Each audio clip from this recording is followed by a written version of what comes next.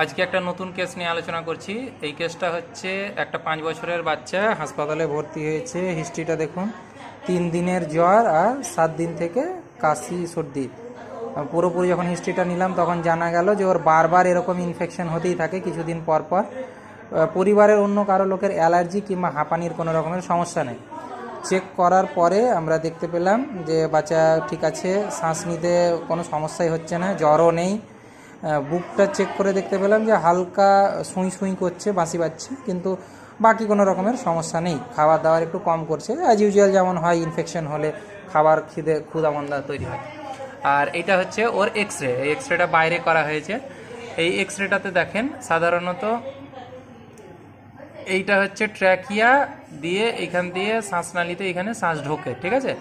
আর এই যে পুরো সাদাটা দেখা যাচ্ছে এটা হচ্ছে হার্ট, কালোটা হচ্ছে ফুসফুস।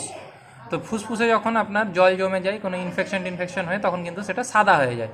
তো এইটাও ফুসফুসের অংশ, কিন্তু এর যে এই যে আপার লোবটা, এই আপার লোবটাতে দেখুন আপনি ইনফেকশন হওয়ায়, জল জমে যাওয়ায় এখানে কনসলিডেশন হয়ে গেছে, মানে হচ্ছে আপার লোব কনসলিডেশন ডান দিকে।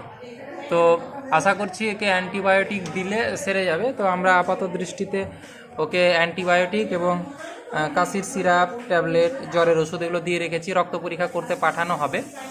তো বিষয়টা এখানেই যে যদি কোনো বাচ্চা এবং এমনকি বড় মানুষের ক্ষেত্রেও যদি আপনারা এরকম দেখতে পান, তো যদি এরকম কোনো কেস থাকে, ঠিক আছে, যদি এরকম হয়, যদি জ্বর হয়, সর্দি কাশির সাথে এরকম শ্বাসকষ্ট হয়, তাহলে নিউমোনিয়া ভেবে বাড়িতে বসে থাকবেন না, ঠিক আছে। একটু হাসপাতালে কিংবা নিকটবর্তী শিশুরোগ বিশেষজ্ঞর কাছে দেখালে ভালো হয়, তাহলে অল্পের মধ্যে রক্ষা পাওয়া সম্ভব। যেমন এইটার ক্ষেত্রে আপনার একটা আপার লোব নিউমোনিয়া হয়েছে। তাহলে সচেতনতা অবলম্বন করুন, ভালো থাকুন, সুস্থ থাকুন।